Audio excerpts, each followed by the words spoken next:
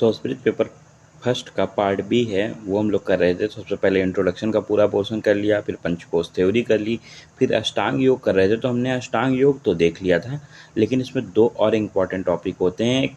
अलग अलग स्थिति में आसन, खड़े होकर, लेट कर, पेट के बल लेट कर, पीठ के बल लेट कर, बैठ कर, ये सारे आसन होते हैं। और एक इम्पॉर्टेंट टॉपिक होता है सूर्य नमस्कार। तो देखिए, सूर्य नमस्कार एक क्लियर टॉपिक है, तो ये आएगा तो हम लोग इजीली इसके 12 स्टेप हैं वो अच्छे से लिख के एक्सप्लेन कर पाएंगे। लेकिन जो आसन था वो बहुत ज़्यादा डिटेल, 2 नंबर या 5 नंबर का क्वेश्चन है, उस हिसाब से बहुत ज़्यादा डिटेल था। और जैसा कि हम लोग रिवाइज कर रहे हैं इंपॉर्टेंट चीज़ें, तो वो इतना इम्पॉर्टेंट नहीं था, मैंने छोड़ दिया है। लास्ट टाइम कभी टाइम बचेगा तो मैं रिवाइज करवाऊँगा वो, ठीक है। तो अब हम लोग अष्टांग योग में हमने अष्टांग योग देखा, और हम देखेंगे अब सूर्य नमस्कार, ठीक है। तो देखिए, सूर्य नमस्कार योग और आसन, योग, आसन और प्राणायाम का समागम है, ठीक है, संगम है, ठीक है। समझो कि योगासन और प्राणायाम दोनों का समागम है, मतलब दोनों का मिलके ये बना हुआ है। और यह सूर्य शब्द सूर्य नक्षत्र का उल्लेख करता है। ये सूर्य शब्द किसका उल्लेख करता है? तो सूर्य नक्षत्र का उल्लेख करता है। सूर्य क्या होता है? तो सूर्य से आयु, स्वास्थ्य और तेज का प्रतीक होता है। आयु का, स्वास्थ्य का और तेज का प्रतीक होता है। सूर्य नमस्कार की एक आवृत्ति में 12 स्थितियां हैं। मैंने अभी बताई थी आपको कितनी स्थितियां होती हैं, 12 स्थितियां होती हैं। और प्रत्येक आसन, जो भी आसन इसमें होंगे, उनका एक खुद का एक मंत्र है। प्रत्येक आसन का प्रत्येक मंत्र है, और प्रत्येक आसन का एक अपना लाभ होता है। उनका मंत्र है और लाभ है, वो भी लाभ मैं आपको बताता चलूँगा। और प्रतिदिन अगर नियम के साथ किया जाए तो सूर्य नमस्कार अन्य व्यायामों की अपेक्षा बहुत ही अधिक लाभदायक है। मतलब अगर नियम के साथ अगर इसको करते हैं तो अन्य व्यायाम के कंपेयर में ये बहुत ही लाभदायक है। वास्तव में यदि कोई अपना कायाकल्प चाहता है, क्या चाहता है? कायाकल्प चाहता है, तो सूर्य नमस्कार करना चाहिए। तो ये इंट्रोडक्शन पॉइंट था, और ये अच्छा इंप्रेशन के लिए आपको याद करना चाहिए, ठीक है। अब देखो, सूर्य नमस्कार में एक ये मंत्र लिखा हुआ है, ये वाला, तो ये इतना इम्पॉर्टेंट नहीं है, इतना बड़ा श्लोक याद करना ये इम्पॉर्टेंट नहीं है। लेकिन हाँ, 12 आसनों को करने के लिए ये 12 मंत्र इम्पॉर्टेंट हैं। ये 12 मंत्र 12 आसन को करने के लिए इम्पॉर्टेंट हैं। तो मैं बता देता हूँ इनको कैसे याद करेंगे। मित्र, रवि, सूर्य और भानु। एक लड़का है, वो कहता है मित्र, रवि, सूर्य और भानु खाना पानी खा रहे हैं। क्या खा रहे हैं? खाना और पानी खा रहे हैं। फिर वो एमए से अब AB करेंगे, मतलब एमए से उनको BA करना चाहिए। ऐसा उल्टा हो गया, BA के बाद एमए होता है, लेकिन अब वो एमए से BA करेंगे, और तो BA नहीं करेंगे, उल्टा करेंगे। क्या करेंगे? AB करेंगे।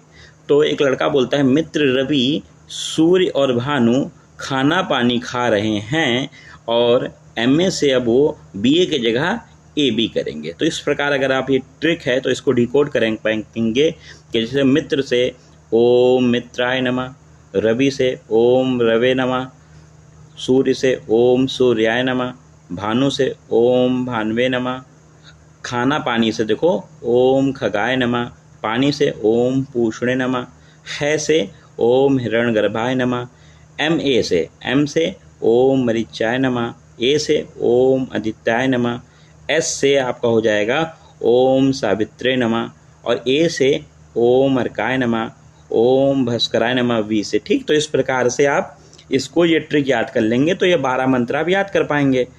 इन 12, और सूर्य नमस्कार का लाभ देखो यहाँ लिखा है, तो आयु, प्रज्ञा एवं बल, तेज को बढ़ाने वाला, उससे तेज प्राप्ति होती है, ठीक है। देखिए, यही हैं आपके 12 आसन जो दिख रहे हैं यहाँ फोटो में।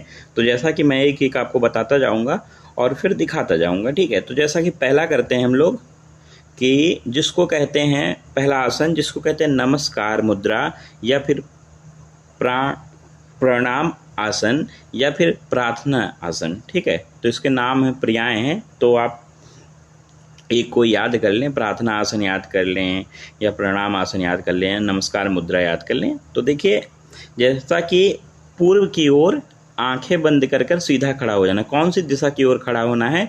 तो पूर्व की ओर आंखें बंद करके सीधा खड़ा हो जाना है और पैरों को एक दूसरे से मिलाना है। दोनों पैरों को एक दूसरे से मिलाना है और उनके अंगूठे भी मिले होने चाहिए एक दूसरे से।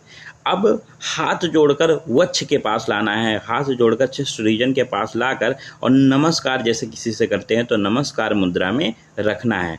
और ऐसा करते समय एक बात बहुत ध्यान रखनी है, जो आपको ये कि ये प्रोसेस करते हुए आपको क्या करना है, रेचक, आपको पता है रेचक, कुंभक, ठीक है, पूरक, सारी चीज़ें क्लियर हैं। तो आपको क्या करना है, रेचक करना है। और मंत्र कौन सा होगा, ओम मित्राय नमः। इसका लाभ क्या होता है, तो मानसिक शक्ति मिलती है, ठीक है। तो इस प्रकार से आप अच्छे से लिखेंगे तो ये बहुत अच्छा तैयार होगा। और आपको ये याद रखना है, इसमें क्या करना है, रेचक करना है। अब इसके बाद देखो ये पोजीशन आपको दिखा दे तो देखो वही पोजीशन दिख रही है ना, ये इसमें क्या है, पूर्व की दिशा की ओर वो आंखें बंद करके खड़ा है, ठीक है। और फिर मैंने आपको दूसरी बात बताई थी, वो अपने पैरों को एक दूसरे से मिला के, अपने अंगूठों को मिला के खड़ा हुआ है और हाथ जोड़कर अपने वक्ष प्रदेश में है और नमस्कार की मुद्रा में खड़ा है, ठीक है। तो ये आपका पहला क्लियर हो गया। अब बात करते हैं दूसरा का। दूसरा देखो हस्त उत्थान आसन है, नाम से पता चल रहा है हाथ को उठा के करना है। मतलब इसमें देखो ऊपर वाले में रेचक था तो इसमें क्या होगा, पूरक होगा। पूरक रखते हुए दोनों हाथों को ऊपर उठाएं, दोनों हाथों को ऊपर उठाना है। फिर कुंभक के साथ यथासंभव पीछे की ओर, फिर कुंभक धारण करना है। कुंभक के साथ यथासंभव पीछे की ओर झुकना है और मंत्र क्या रहेगा, ओम रवे नमः, ठीक है। इससे लाभ क्या होता है, तो कटिशूल में लाभदायक होता है, मेरुदंड वर्टिब्रल कॉलम में लचीला बनाता है और अग्नि का दीपन करता है। तो देखो कैसे मैंने बताया आपको, तो ये देख लीजिए मैंने क्या बताया। तो मैंने कहा है पूरक रखते हुए दोनों हाथों को उठा लेना है पहले, ठीक है। फिर कुंभक धारण करते हुए यथाशक्ति पीछे की ओर झुकना है, पीछे की ओर झुकना है। और मंत्र क्या होगा, ओम रवाय नमः। तो देखो स्पाइनल कॉर्ड वर्टिब्रल कॉलम में लचीलापन आ रहा है, तो इसका लाभ ऐसे आपको याद रहेगा। और इससे देखो हाथ जोड़ के खड़े हो तो आपको कैसे रहेगा, मानसिक रूप से आपको स्वस्थ रहेंगे, मानसिक रूप से आपको शक्ति मिल रही होगी। तो इस प्रकार से ये हो गया। अब देखिए हस्तपादासन, ठीक है। देखो नाम से हाथ कहाँ है, पैर के पास आया, तो हस्तपादासन।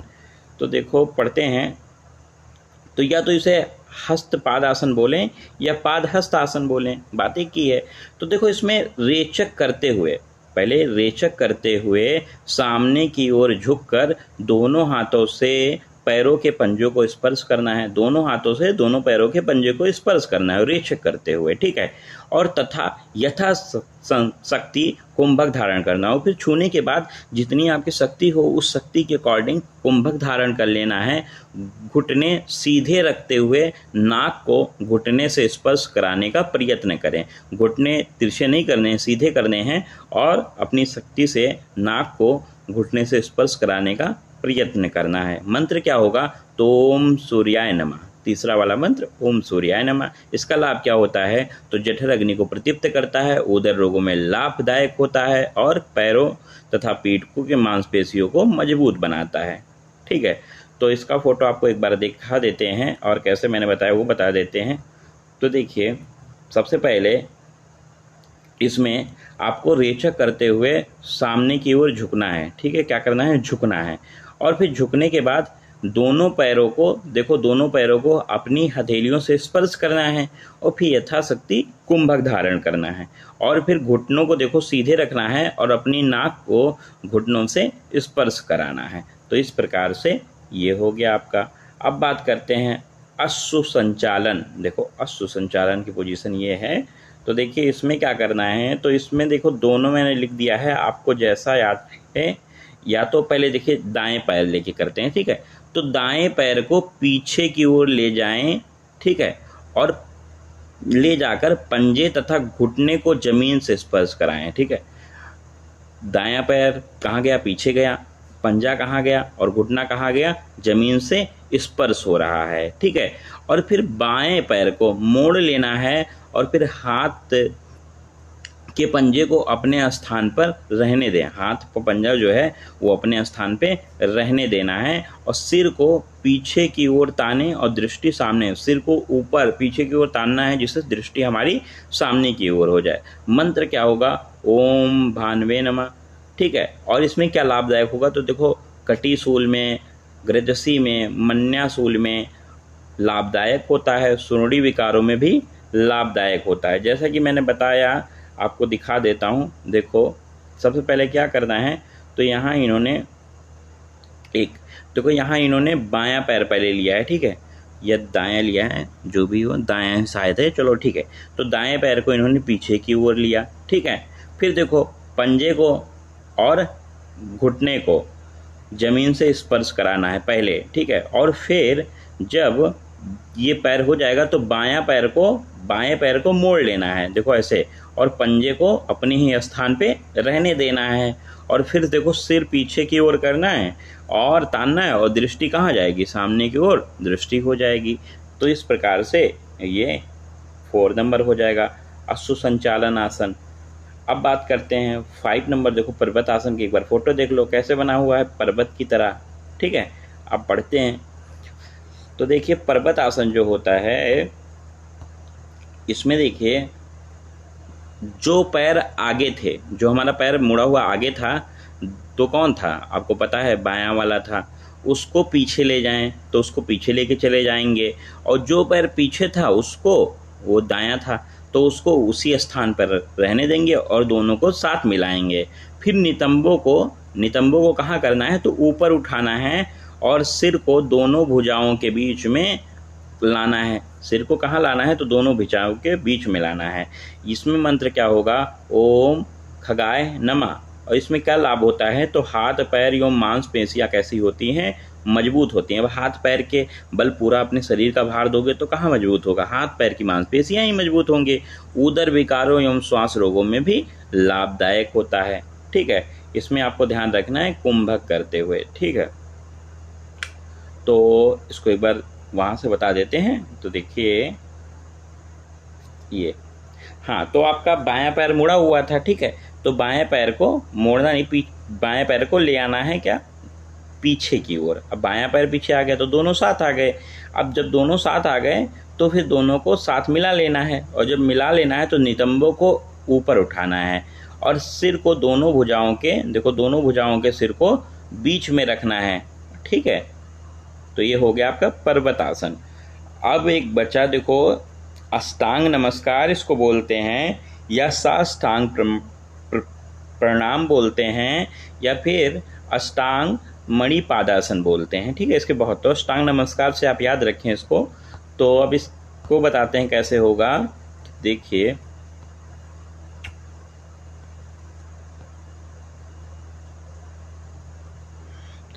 अष्टांग नमस्कार, तो छाती के बल भूमि पर लेट जाना है। कैसा अभी फोटो दिखाया था, छाती के बल भूमि को लेट जाना है, और दोनों पैरों के पंजे, घुटने, दोनों हाथों, हथेलियों को, छाती को एवं ढूंढी को 8 अंग हुए ये भूमि के संपर्क में लाना है। देखो, दोनों पैर 2, ठीक है, दोनों पैरों के पंजे 2, दोनों घुटने 4, दोनों हथेलियां 6, छाती 7, ढूंढी 8। तो ये 8 अंग कहाँ आ जाएंगे? भूमि के संपर्क में आ जाएंगे। और कमर रहेगी जो जमीन से ऊपर उठी रहनी चाहिए। कमर कहाँ होनी चाहिए? जमीन से ऊपर उठी होनी चाहिए। और मंत्र क्या होगा? ओम पूषणे नमः। जो मैंने याद करने का तरीका बताया था वो सीरियल से आपको फॉलो करना है बस। और लाभ क्या होता है? तो मानसिक शांति प्रदान करता है। कौन सी शांति प्रदान करता है? मानसिक रूप से। देखो, हाथ जोड़ के किसी सामने खड़े हो तब भी मानसिक शांति मिलती है, प्रणाम करो तो भी शांति। देखो, तो ऐसे मैंने क्या बताया कि मैंने बताया छाती के बल भूमि पे लेट जाना है। ठीक है, फिर मैंने क्या बताया? दोनों पैरों के पंजे, दोनों घुटने, दोनों हथेलियां, ठीक है, छाती और ढूंढी कहाँ? जमीन के संपर्क में। और क्या उठा होना चाहिए? कमर जमीन से ऊपर उठी रहनी चाहिए। तो इस प्रकार से ये भी कंप्लीट हो गया हम लोगों का। अब देखो, बात करते हैं भुजंग आसन या सर्पस आसन, मतलब देखो सांप जैसा है ना, सांप जैसा। तो देखिए पढ़ते हैं, देखो भुजंग आसन या सर्पस आसन जो होता है, तो इसमें कमर को नीचे ज़मीन पर लाएं, कमर को नीचे ज़मीन पर लगाना है, ठीक है। और फिर हथेलियों को आगे की ओर ज़मीन पर स्थिर करें। अभी आपने देखा था हथेलियाँ कहाँ थी, दोनों आगे की ओर ज़मीन पर स्थिर थी।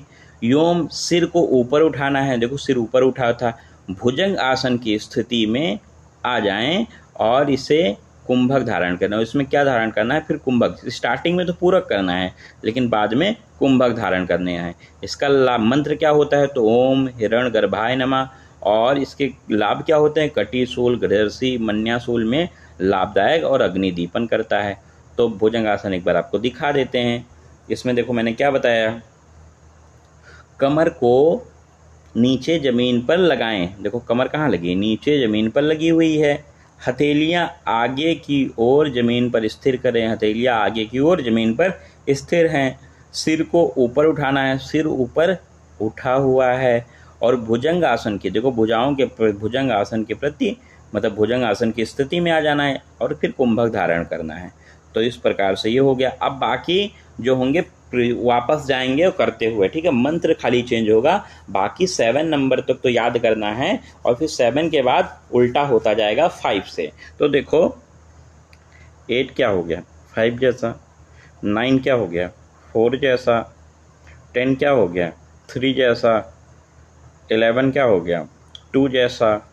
और 12 क्या हो गया, 1 जैसा। तो आपको ये पता होना है 7 तक करना है, फिर 8 से 5 को लेना है, 9 से 4 को लेना है, 10 से 3 को लेना है, 11 से 2 को लेना है, 12 से 1 को लेना है। खाली मंत्र चेंज होगा, बाकी सेम प्रोसेस हो जाएगा।